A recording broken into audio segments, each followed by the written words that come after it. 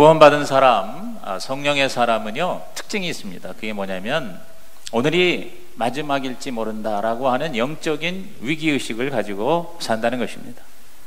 성령님은 어느 시대를 막론하고 성도들의 마음에 주님 오실 날이 가까웠구나, 준비하며 살아야겠구나, 이렇게 건강한 종말론적 신앙을 가지고 살게 되어 있어요. 주님이 다시 오신다는 주님의 재림이라는 역사적인 종말뿐만 아니라 내가 오늘 이 세상을 떠날 수도 있다라고 하는 개인적 종말을 대비하며 준비하며 사는 그러한 삶의 모습이 특징입니다. 사도 바울 시대 이후 지난 2000년 동안 모든 경건한 그리스도인은 이러한 건전한 종말론적인 믿음을 가지고 살았습니다. 종말을 준비하는 삶은 과연 어떤 모습일까요? 사도 바울은 지금까지 예수 믿고 구원받은 삶의 모습을 설명하면서 하나님을 사랑하고 교인을 사랑하고 믿지 않은 자를 섬기고 그러면서 정말 우리 하나님 앞에 날마다 주님의 재림을 준비하는 삶을 살아야 되겠다, 이러한 영적인 긴장을 우리에게 촉구하고 있어요. 우선 첫째로 우리는 영적으로 잠자지 말고 깨어 있어야 한다 말씀합니다. 영적으로 깨어 있으라. 시작. 영적으로 깨어 있으라. 자, 로마서 13장 11절 말씀을 큰 소리로 읽습니다. 또한 너희가 이 시기를 알거니와 자다가 깰 때가 벌써 되었으니 이는 이제 우리의 구원이 처음 믿을 때보다 가까웠음이라 그랬어요. 이 시기를 알거니와 그랬어요. 무슨 얘기입니까? 우리가 정확한 날짜, 시간은 알 수 없지만 마지막 때가 다가옴을 알 수 있다는 거예요. 성경은 정확한 시간과 날짜는 아무도 모른다고 그랬습니다. 마가복음 13장 32절에 예수님이 직접 하신 말씀이에요. 그러나 그 날과 그 때는 아무도 모르나니 하늘에 있는 천사들도 아들도 모르고 아버지만 아신다. 자, 하나님의 그 때를 보통 우리는 그냥 물리적인 시간, 헬라어로 크로노스라지 않고 카이로스라고 해요. 하나님의 작정한 때예요. 작정한 타임이에요. 오늘 저와 여러분이 죽는다는 건 확실하지만 언제 죽을지 모르잖아요. 그건 하나님에게 달려 있어요. 하나님이 정한 때에 우리는 가게 돼 있어요. 주님의 다시 오심, 인류 역사와 지구의 종말도 마찬가지입니다. 하나님이 정하신 그 때가 있어요. 그 때를 우리가 몰라요. 모르니까 우리가 어떻게 돼요? 정신 차리고 준비해야 된다, 그 말인 것입니다. 왜냐하면 우리 구원이 처음 믿을 때보다 가까웠다. 여기서 말하는 이 구원은 단지 제사함을 받는 의미가 아니라 저와 여러분의 구원이 완성되는 때를 말하는 것이죠. 로마서 8장 30절에 또 미리 정하신 그들을 또한 부르시고 부르신 그들을 또한 의롭다 하시고 의롭다 하신 그들을 또한 영화롭게 하셨다 그랬어요. 예정, 칭의. 그런데 이제 영화다 그랬습니다. 구원에도 시제가 있습니다. 과거의 구원은 우린 칭의라 그래요. 현재의 구원을 성화라 그래요. 점점 거룩해지죠. 미래적 구원을 우리는 영화라 그럽니다. 구원이 완성되는 거죠. 여기 이 때도 처음 믿을 때는 과거고 자다가 깰 때는 현재고 그날과 그때는 미래에 해당이 됩니다. 근데 바로 그 미래의 그 구원의 완성, 역사의 종말 우리는 알 수가 없어요. 우리가 죽는다는 것은 확실하죠. 인간이 죽는다는 것은 이건 부인할 수 없는 사건이고 사실이고 진리입니다. 그렇죠? 히브리서 9장 27절에 한 번 죽는 것은 사람에게 정해진 것이요 그 후에는 심판이 있다. 우리가 사실은 죽는다는 사실이 있으면서도 그것을 의식하지 않을 뿐이지 결국은 다 죽고 말아요. 누구나 다 영원히 살고 싶지만 다 죽습니다. 진시황제, 여러분 유명한 진시황제, 주전 사람입니다. 굉장히 오래전 사람이에요. 근데 제가 그 진시황제에 대한 특별 다큐멘터리를 봤는데 정말 거의 신적 존재와 같이 대단한 인물이었어요. 젊은 나이에 그 어마어마한 중국 그 땅을 다 천하 통일을 최초로 한 사람이에요. 모든 제도와 모든 법도를 기가 막히게 잘 정비했어요. 세상에 그때 그 깨끗해야 말 타고 다니던 시대에 수천 킬로미터 변방까지 그 황제의 지시가 먹혀 들어가는데 놀라울 따름이에요. 근데 그가요 영원히 살고 싶어서 수많은 사람에게 불로초를 구하게 해서 우리나라까지 왔다는 거예요. 저 제주도에 가보면 그 진시황제가 보낸 수백 명의 그 불로초 구하러 온 사람들 거기까지 도착했다는 그런 기념비적인 유적지가 있잖아요. 그렇죠? 근데 여러분, 그 진시 황제도 어떻게 했어요? 죽었어요. 뭐 54세인가? 굉장히 젊은 나이에 죽었어요. 영원히 살고 싶었지만. 그래서 자기 생전에 그 짧은 기간에 지하의 세계를 만들었어요. 그 지하 세계. 여러분, 시안이라고 하는 중국에 가보신 분 계십니까? 아마 가보신 분은 깜짝 놀랄 거예요. 한번 여러분 가볼만 해요. 그 진시 황제가 지하의 세계를 만들어 놨는데 자기가 죽어도 거기서 영원히 살겠다고. 거기에 뭐 엄청난 세계가 지어져 있어요. 뭐 그 전해지는 얘기로는 20만 명이 진시 황제와 함께 순장을 당했다는 거 아닙니까? 산 사람을 같이 여기다가 매장을 시킨 거예요. 그리고 그것도 모자라 가지고 무수한 사람과 말과 병거를 이거를 토기로 만들어 가지고 그거를 갖다가 쫙 거기다가 자기를 호위하게 했어요. 근데 지금 발굴된 것만 해도 입이 쫙 벌어지는데 그게 10분의 1도 발굴이 안 된 거예요. 근데 중국 정부가 지난번 그 다큐 보니까 영원히 그거를 발굴하지 않겠다고 그렇게 지금 정책을 세웠다는데 왜 그런지 모르겠어요. 그냥 그대로 신비롭게 거기다가 그냥 보존하겠다는 거예요. 그런 어마어마한 진시 황제도 어떻게 했어요? 지금 세상에 존재하지 않습니다. 죽었습니다. 그 유명한 징기스칸, 타임즈가 선정한 지난 2000년 역사의 최고의 인물이 징기스칸이에요. 역시 죽었습니다. 나폴레옹도 죽었습니다.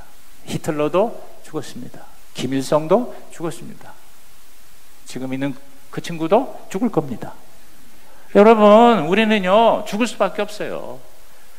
이게 사실이고 이게 진리예요. 죽는다는 건 우리가 알아요. 아는데 시간은 몰라. 언제 죽을지 우리는 모르는 거예요. 오직 하나님만 아세요. 그 모르기 때문에 위기예요. 그러니까 우리는 뭐예요? 경건한 위기의식을 가지고 살아야 한다는 것이죠. 여러분, 내 죽음이든 주님의 재림이든 역사적 종말이든 우리는 뭐예요? 늘 준비하면서 정신을 차리고 깨어서 항상 예비하는 삶을 살라는 것입니다.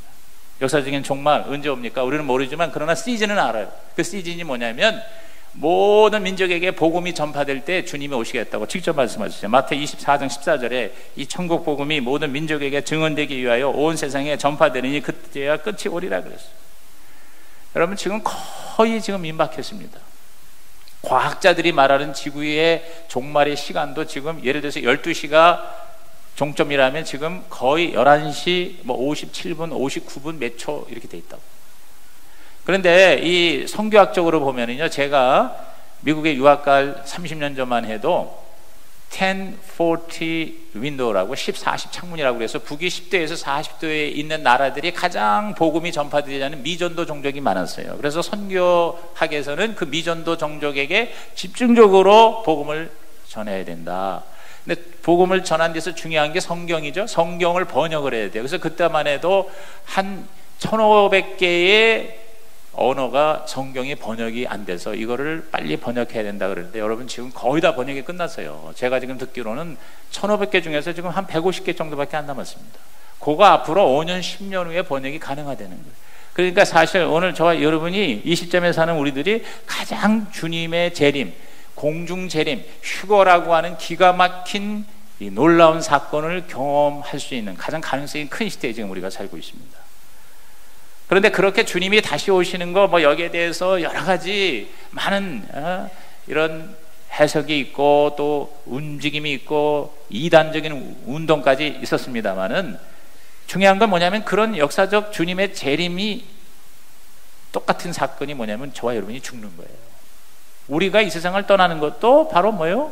구원의 완성이고 또 세상의 종말인 것이죠. 근데 우리가 이 세상을 떠나는 거는 우리 그리스도인은 두려워할 필요가 없는 것이 우리가 하나님이 주신 그 사명을 끝내기까지는 우리는 죽지 않는다는 겁니다. 예수님이 이것을 우리에게 보여주셨습니다. 요한복음 17장 4절 5절에 아버지께서 내게 하라고 주신 일을 내가 이루어 아버지를 이 세상에서 영화롭게 하였사오니 그랬습니다. 내게 하라고 주신 일이 뭡니까? 하나님이 예수님을 이 땅에 보내신 목적입니다. 삶의 목적과 사명이죠. 우리도 똑같아요. 저와 여러분이 그냥 우연히 태어난 게 아니에요. 하나님께서 여러분을 이 땅에 태어나게 하신 목적이 있고 우리가 그 마땅히 할 사명이 있어요. 그 사명을 다 이루면 하나님 우리를 부르실 줄로 믿습니다. 그래서 예수님도 다 이루었다 십자가에서 그러시고 가셨잖아요. 33세밖에 못 사셨지만 예수님은 이 땅에 오신 목적을 다 이루었기 때문에 예수님에게는 33세의 삶이 바로 하나님이 정하신 때였던 거죠.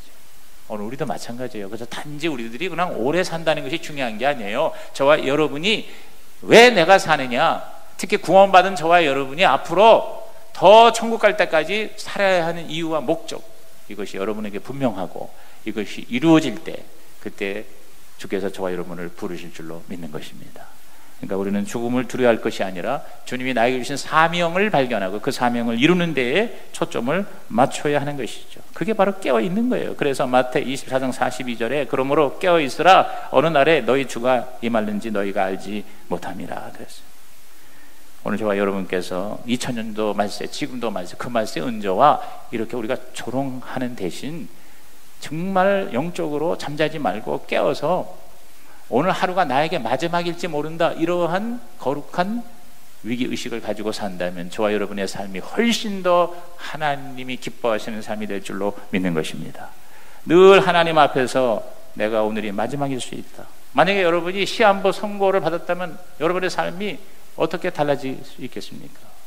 예를 들어서 의사가 당신 한 달밖에 못 삽니다. 만약에 그러한 선고를 내가 받았다면 아마 여러분의 삶이 굉장히 달라질 거예요. 내가 한 달밖에 못 산다니, 그러면 이 한 달에 내가 어떻게 살아야 할까? 가장 가치 있는 삶, 가장 의미 있는 삶, 영원한 하나님의 뜻을 따라서 살아야 되겠다, 이렇게 여러분이 달라지지 않겠습니까? 그러니까 꼭 그러한 선고를 받아서만이 아니에요. 늘 우리는 영적으로 그렇게 그러한 자세로 사는 게, 그게 바로 깨어있는 거다. 저는 오늘 정준양 집사님의 그 사고를 보면서 정말 하나님이 살려주셨고요, 지금도 굉장히 빠른 속도로 살려주시는데 왜 하나님이 살려주셨을까? 그걸 발견하라는 거예요. 오늘 우리들은요 산다고 그러지만 사실은 내가 장담할 수 없는 거예요. 오늘도 심장마비로 수많은 사람이 이 세상을 떠납니다. 오늘도 사고로, 오늘도 갑작스러운 죽음으로 이 세상을 하직하는 사람이 얼마나 많은지 몰라요. 여러분, 그게 남의 일만이 아니라 나의 일일 수도 있다고 우리들이 하나님 앞에서 자기 자신을 돌아보는, 그래서 어떻게 하면 내가 두렵고 떨려서만이 아니라 정말 하나님을 사랑하기 때문에, 사모하기 때문에 주님 그 영원한 영생으로 내가 제대로 들어가야지, 이렇게 준비하면서 사는 자에게 복이 있나니 저와 여러분의 삶이 하루하루가 최고의 삶이 될 줄로 믿는 것입니다. 두 번째로 우리는 어둠의 일을 벗어라. 시작. 어둠의 일을 벗어나는 것입니다. 자, 12절 있습니다. 밤이 깊고 낮이 가까웠으니 그러므로 우리가 어둠의 일을 벗고 빛의 갑옷을 입자 그랬어요. 자, 밤이 깊고 낮이 가까웠다. 밤은 바로 뭡니까? 어두움은 바로 세상의 삶이죠. 죄악의 모습이죠. 낮은 바로 뭡니까? 천국이죠. 하나님의 나라죠. 어둠이라든가 밤이라든가 이게 뭡니까? 하나님하고 관계없고 하나님이 싫어하시고 하나님을 거역하는 이런 세상적인 가치관, 죄의 삶의 모습이죠. 여러분, 어둠이라는 건 은밀하게 죄 짓는 모습을 상징합니다. 그렇죠? 모든 죄가 다 은밀하게, 어둡게 밤에 이루어지지 않습니까?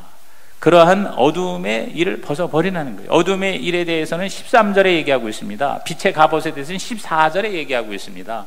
그래서 이따가 14절 읽고, 자 13절을 읽어볼까요? 낮에와 같이 단정히 행하고 방탕하거나 술 취하지 말며 음란하거나 호색하지 말며 다투거나 시기하지 말라 그랬어요.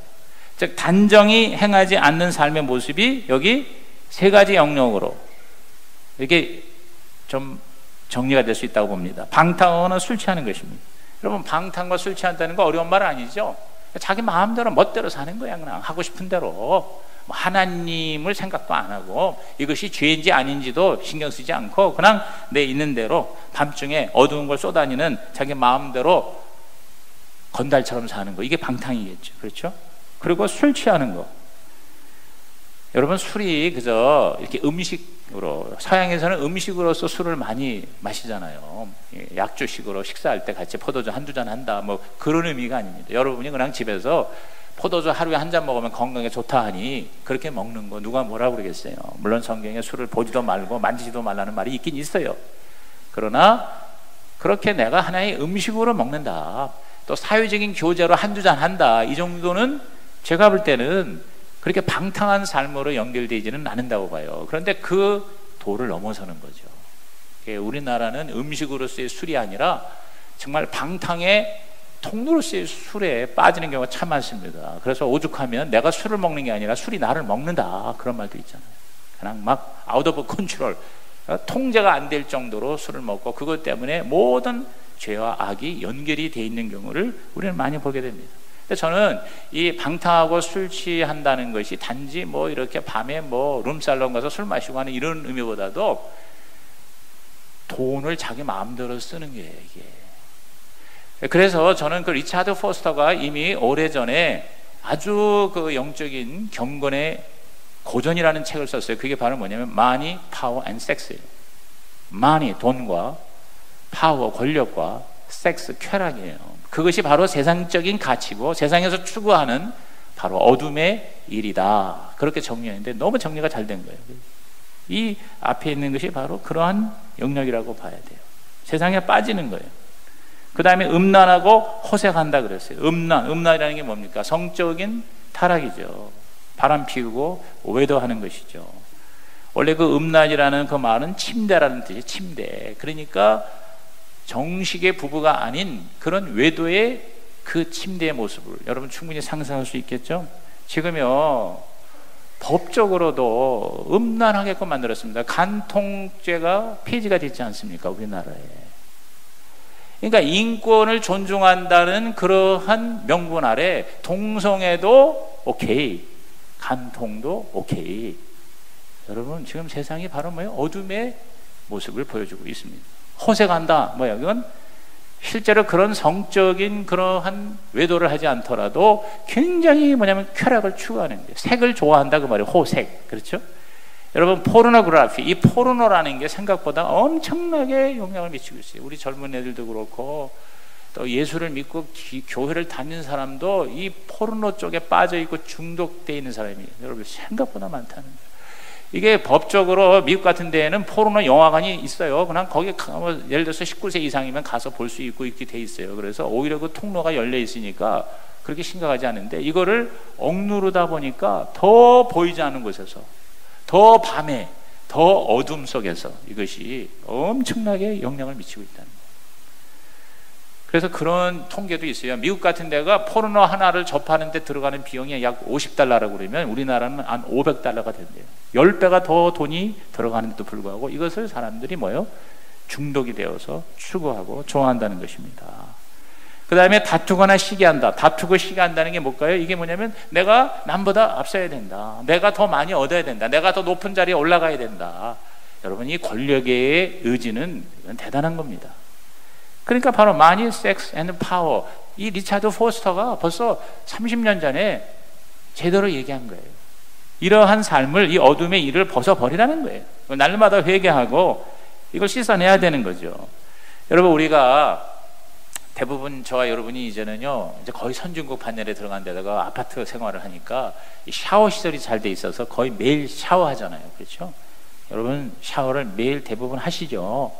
이건 정말 굉장한 축복인데 사실 옛날에 우리가 샤워를 매일 한다는 것은 상상할 수 없었습니다. 제가 어렸을 때 목욕도요 여름에나 집에 마당에서 찬물로 끼얹지 겨울에는 그냥 겨울 내내 그저 한 번 내지 두 번 목욕탕 엄마 따라가고 아빠 따라가고 그때 그냥 묵은 때를 한꺼번에 벗기려고 이태리 타월로 너무 긁어가지고 때를 벗기는 게 아니라 피부를 벗기는 경우도 있잖아요. 그런 때 생각하면 정말 오늘 우리들은 굉장한 복을 받는 시대에 살고 있어요. 매일 샤워하잖아요. 매일 샤워 안 하면 안 되는 정도로. 그래서 오늘도 제가 아침에 요새 가뭄인데 내가 이거 샤워를 해야 돼 말아야 돼, 어제 했는데 또 해 말아야 되는데 그래도 오늘 주님 앞에 나가는데 그래도 목욕 재개해야지 그러고 샤워를 하고 나왔습니다마는 너무 씻어서 탈이고 요새 너무 먹어서 병이고 너무 발라서 요새는 문제가 되잖아요. 그래서 저는 옛날에 얼마 전에 그 명성교회 김삼만 목사님이 좀 이렇게 설교를 할 때 가끔 보면은 약간 이렇게 시골틱하게 얘기하시면서도 은혜가 되게 하는 그런 말씀하시는데 너무 씻지 말아라. 너무 씻어가 문제다. 씻고 먹고 이런 데 너무 신경 쓰지 말고 영적으로 씻어라. 이제 그런 설교하면서 당신은 일주일에 그저 머리도 한 번밖에 안 감는데 샤워도 이렇게 너무 하지 말고 일주일에 한 번만 하면 되지 뭘 이렇게 자주 하냐고. 근데 그게 상당히 이 목사의 메시지가 영향력이 있는 거예요. 내가 그 말이 자꾸 생각나서 이건 매일 아침 저녁으로 씻어가지고 오히려 피부병 나는 거 아니야? 이런 생각이 들 정도예요. 제 말씀의 포인트가 뭡니까? 영적으로 씻어라 그 말이에요. 육적으로는 깨끗한 척하면서 영혼의 때는 씻지 않는 그러한 삶을 사는 사람에게 정신 차리라 하는 게 오늘의 말씀인 것입니다. 오늘 저와 여러분이 누가복음 12장 35절에 보면은 단정히 행한다는 게 뭐예요? 허리에 띠를 띠고 등불을 켜고 서 있으라 그 말이에요. 주인님이 언제 오시는지 그다 퍼져가지고 술 먹고 잠자다가 주인을 만난다면 주인이 보고 얼마나 분노하겠어요. 그러니까 하인은 종은 주인님 오시는 게 언제인지 오긴 온다는데 정확한 시간은 안 알려줬으니까 밖에 나가서 허리에 띠를 띠고 등불을 켜고 그리고 서 있어야 돼. 서 있어. 앉아있거나 침대에 누워 자빠져 있지 말고 서 있으라 그 말이야. 그게 바로 뭐냐? 영적으로 우리들이 깨어 있으라는 거예요. 그렇다고 우리가 시한부 종말론자처럼 그냥 다 모든 걸 그만두고 그리고 뭐 산속에 들어가서 기도원에 들어가서 그저 오실 날만 바라보고 기도만 하라는 그런 의미가 아닙니다. 우리는 도피나 우리는 포기가 아니라 우리는 극복을 하는 거예요. 세상을 극복하고 세상을 변혁시키는 이 시대에 하나님의 빛이 되시기를 주의 이름으로 축원합니다. 그래서 세 번째, 빛의 갑옷을 입으라. 시작. 빛의 갑옷을 입으라. 자, 12절 다시 읽어볼까요? 밤이 깊고 낮이 가까웠으니 그러므로 우리가 어둠의 일을 벗고, 자, 어둠의 일은 13절이라고 그랬고 빛의 갑옷은 뭐냐? 그게 14절이죠. 14절 읽어봅니다. 오직 주 예수 그리스도로 옷 입고 정욕을 위하여 육신의 일을 도모하지 말라 그랬어요. 자, 단정하게 사는 거라든가 어둠의 일을 벗는다든가 빛의 갑옷을 입는다든가 육신의 일을 도모하지 않는다는 게 이게 다 뭐냐면 예수님으로 옷을 입으라는 거예요. 예수 그리스도로 옷을 입으라는 게 뭐예요? 예수님처럼 되라 그 말이에요. 예수님 모양을 보여달라 그 말이에요. 여러분 군인이 왜 군복을 입습니까? 아니면 군인이 아무거나 입고 티셔츠를 입고 뭐 싸운다고 무슨 큰 문제 됩니까? 물론 이제 여러 가지 뭐 방탄조끼나 뭐 이런 것도 있지만 그냥 군복을 왜 입느냐? 학생이 왜 교복을 입느냐? 군인이 군인답게, 학생이 학생답게 그렇게 행동하라고 해서 입히는 거 아니겠습니까? 신분에 걸맞는 삶을 공개적으로 살아라 하는 그 말인 것이죠. 그러면 우리가 예수로 옷을 입는다는 게 뭡니까? 우리가 예수 믿는 사람임이 드러나야 됩니다. 여러분 예수 믿는 것을 부끄러워한다면 어디 가서도 나는 크리스찬입니다 이렇게 얘기하지 않고 그저 그것을 숨긴다면 여러분 그것은 예수님으로 옷을 입는 것이 될 수가 없는 거겠죠. 저와 여러분이 식당에 가가지고 밥을 먹을 때 우리는 남이 보든 안 보든 식사 기도를 하나님 앞에 감사하면서 먹을 때 사람들이 야, 저 사람 진짜 크리스찬이구나, 교회 나가는구나. 그러니까 우리가 그걸 보여주기 때문에 그러니까 우리가 마음대로 행동할 수 없는 거예요. 그렇죠? 하나님께 영광이 되고 나를 조심하게 되는 거예요. 내가 드러나면. 여러분 이 성경을 여러분께서 안 가지고 요새 많이 교회 오십니다. 뭐 자막도 있고 스크린도 있고 다 있으니까 얼마나 우리가 좀 편해요. 근데 사실 저는 가급적 성경책을 가지고 다녔으면 좋겠어요. 내가 성경책을 이렇게 가지고 다니면 내가 바로 교회 다니는 사람이고 내가 크리스찬인 것이 옷을 입는 것이 되는 거예요. 그걸 뭐 쇼를 하고 뭐 이렇게 겉으로 가식적으로 하라는 게 아니라 내가 벌써 성경책을 들고 다니면서 내가 욕을 할 수 있습니까? 내가 떼치기를 할 수 있습니까?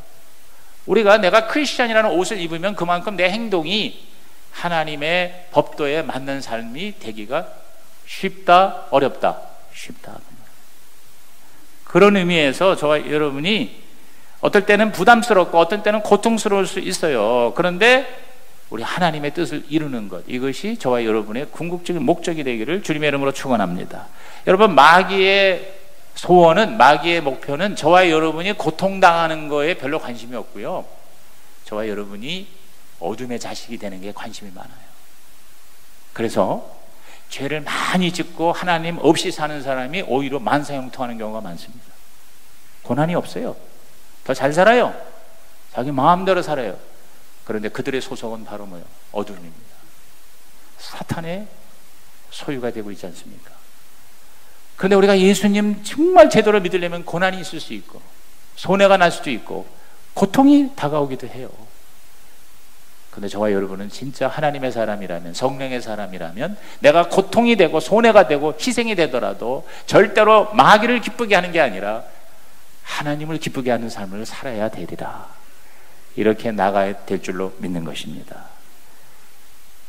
우리 로마서 전체의 후반부의 그 요절이 바로 뭡니까? 로마서 12장 1절과 2절이라고 그랬죠.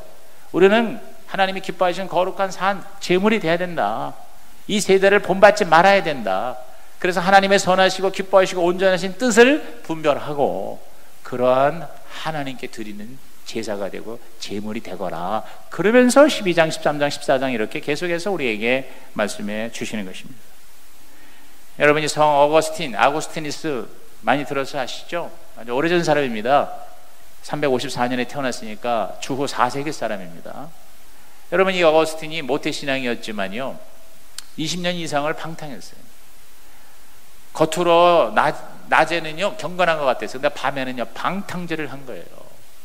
그래서 음란하고 방탕하고 또 도덕적일 뿐만 아니라 종교적으로 영적으로도 타락해서 마니교를 또 굉장히 탐닉했어요. 그래가지고 우리의 본질은 영이지 육이 아니야. 육은 아무렇게나 해도 돼. 그래가지고 뭐 방탕하면서 살고 뭐 영만 지키면 돼. 이런 잘못된 이단 교리에 빠져 있었어요. 그 어머니 모니카가 눈물로 기도를 하고 마침내 그는 하나님 앞으로 온전히 되돌아오게 됩니다. 갈등하고 고민할 때 갑자기 하나님께서 음성을 말씀하시는데 책을 들고 펴서 읽어라. 그 펴서 읽은 말씀이 바로 오늘의 본문 로마서 13장 13절 13 로마서 13장 13절 다시 봅니다. 낮에와 같이 단정히 행하고 방탕하거나 술 취하지 말며 음란하거나 호색하지 말며 다투거나 시기하지 말고 예수로 옷 입고 육신의 일을 도모하지 말라. 갑자기 이 말씀이 충격으로 다가오는 거예요. 오늘로 말하면 성령 세례를 받았다고 봐야 돼요. 그래서 거기서 완전히 꼬꾸라져서 속물 어거스틴이 성 어거스틴으로 완전히 전환되어서 어거스틴의 참여력이라든가 어거스틴의 신의 도성이라든가 어거스틴의 그 사상과 책이요 사도 바울, 예수님 바울을 이어주고 이것이 결국 기독교의 근본이 되고 그리고 이것을 더 확실하게 재정립한 사람이 바로 마틴 루터예요. 그래서 예수님, 바울, 어거스틴, 루터 이렇게 연결되는 오늘 저와 여러분이 확실한 복음적 교리를 경험할 수 있게 하신 분이 바로 어거스틴이에요. 오늘 저와 여러분이 얼마든지 주님의 음성에 순종함으로 그리스도로 옷 입을 수 있어요. 우리는요 어떻게 보면 영적인 단벌 신사가 돼야 돼요. 옷이 너무 여러 개가 되면 안 돼요. 교회 올 때 오는 입는 옷이 다르고 술집 가는 옷이 다르고 어디 가는 옷이 다르고 그렇게 우리가 그래서 교회만 나오지 교회 밖에서는 자기 마음대로 이것저것 다 하고 싶은 대로 한다? 그럼 바로 어둠의 일에 거하는 것이죠. 그렇죠? 우리는 교회 올 때 오는 흰 옷이 시장 가는 옷 동일한 옷이고 사업장에 가는 옷도 동일한 옷이고 어디를 가든지 심지어 어디를 놀러 가든지 그 옷을 입고 놀러 갈 때 우리는 예수님의 옷을 입고 예수님의 모습을 바라보고 예수님처럼 되고 예수님을 닮아가는 하나님의 사람이 되시기를 주의 이름으로 축원합니다. 그래서 이 예수 충만은 바로 성령 충만이에요. 내가 죽고 예수가 사는 삶인 것입니다. 암송구절 갈라디아서 2장 20절 우리 큰 소리로 또박또박 시작. 내가 그리스도와 함께 십자가에 못 박혔나니 그런즉 이제는 내가 사는 것이 아니요 오직 내 안에 그리스도께서 사시는 것이라. 이제 내가 육체 가운데 사는 것은 나를 사랑하사 나를 위하여 자기 자신을 버리신 하나님의 아들을 믿는 믿음 안에서 사는 것이다. 따라합시다. 예수 믿는 것은 내가 죽고 예수가 사는 것이다. 내가 죽는다는 게 뭐냐? 바울은 굉장히 구체적으로 갈라디아서 5장 19절 이하에 육체의 일을 죽이는 것이다 그랬어요. 자, 육체의 일이 15가지가 나옵니다. 여러분이 이 말씀을 잘 묵상하고 단어 하나하나를 여러분이 큐티를 하면요 굉장히 우리 가운데 하나님의 감동이 밀려옵니다. 자, 갈라디아서 5장 19절부터 보세요. 육체의 일은 분명하니 곧 음행과 더러운 것과 호색과 우상숭배와 주술과 원수 맺는 것과 분쟁과 시기와 분냄과 당지는 것과 분열함과 이단과 투기와 술취함과 방탕함과 또 그와 같은 것들이라. 전에 너희에게 경계한 것까지 경계하노니 이런 일을 하는 자들은 하나님의 나라를 유업으로 받지 못할 것이요 그랬어요. 여러분 2000년 전에 쓴 이 15가지의 육체의 일이요 얼마나 오늘 우리의 현실에 나타나고 있습니까? 이것을 십자가에 못 박는 거다. 그 못 박은 죽은 그 위에다가 성령의 열매를 9가지를 맺으라는 거예요. 자, 우리 그 다음 읽을까요? 오직 성령의 열매는 사랑과 희락과 화평과 오래 참음과 자비와 양성과 충성과 온유와 절제니 이 같은 것을 금지할 법이 없느니라. 그리스도 예수의 사람들은 육체와 함께 그 정욕과 탐심을 십자가에 못 박았다 그랬어요. 그러니까 우리가 세례받는 것은 예수님과 함께 죄가 죽고 예수님과 함께 의가 살아나는, 그래서 갈라디아서 3장 27절에 보면은 누구든지 그리스도와 합하기 위해 세례를 받은 자는 그리스도로 옷 입었다 하는 것입니다. 여러분, 우리가 정말 종말을 대비하고 죽음을 준비하고 오늘 하루가 마지막에서 산다고 하는 것에 대해서 하나님은 막연하게 추상적으로 얘기하지 않고 아주 구체적으로 실제적으로 말씀하고 있는 것이죠. 그것은 바로 예수님의 명령을 적극적으로 순종하는 겁니다. 그저 우리가 그냥 죄가 무서워서 도피하고 벌벌 떨고 맨날 하지 말아야지 그 정도가 아니라 적극적으로 하나님의 뜻을 이루는 삶을 순종하면 하나님의 사람이 언제 우리가 이 세상을 떠나도 하나님의 나라에 들어가는 하나님의 사람이 될 수가 있다는 것이죠. 마태복음 28장 19절 20절 주님의 마지막 명령 시작. 그러므로 너희는 가서 모든 민족을 제자로 삼아 아버지와 아들과 성령의 이름으로 세례를 베풀고 내가 너에게 분부한 모든 것을 가르쳐 지키게 하라. 볼지어다 내가 세상 끝날까지 너희와 항상 함께 있으리라. 여러분, 하나님이 나와 항상 함께 있으면 내가 지금 죽든지 세상에 종말이 오든지 지구가 깨지든지 주님의 재림이 되든지 그게 무슨 상관이냐 이 말이에요. 이미 나는 하나님과 함께 하니까. 나는 이미 천국이고 나는 이미 영생이고. 할렐루야. 그러니까 하나님의 뜻대로 순종하며 사는 것. 제가 마지막으로 여러분에게 우리 옥하는 목사님의 아주 추상 같은 메시지를 한 2, 3분 여러분들에게 보여드리고 싶어요. 저는 이미 천국 가신 지 5, 6년 됐는데 옥하는 목사님의 사랑을 좀 많이 받았습니다. 제가 사실은 순복음교회 목사지만 초계파로 일을 하다 보니까 이제 옥 목사님을 어떻게 알게 됐어요? 그분이 왜 나를 부르셨는지 몰라요. 사랑의 교회 19년 만에 순복음교회 목사를 처음 부른다 그렇게 얘기하시더라고. 그러면서 저에게 그 안식년 쉬실 때 한 27회 이상 제가 1부부터 5부까지 사랑에 가서 설교를 한 적이 있어요. 한 2년간에 걸쳐서. 그런데 저는 지금 이렇게 돌아보니까 최고의 우리나라의 설교자는 옥하는 목사님 같아요. 그분이 돌아가시는데 지금도 그 메시지가 살아서 수많은 사람에게 충격을 주고 있어요. 근데 오늘 이 종말을 준비하는 신앙과 관련된 우리 옥 목사님의 메시지를 좀 같이 듣고 마음에 한번 도전을 받고 결심을 했으면 좋겠다는 생각이 들어요. 한번 여러분 들어보시기 바랍니다.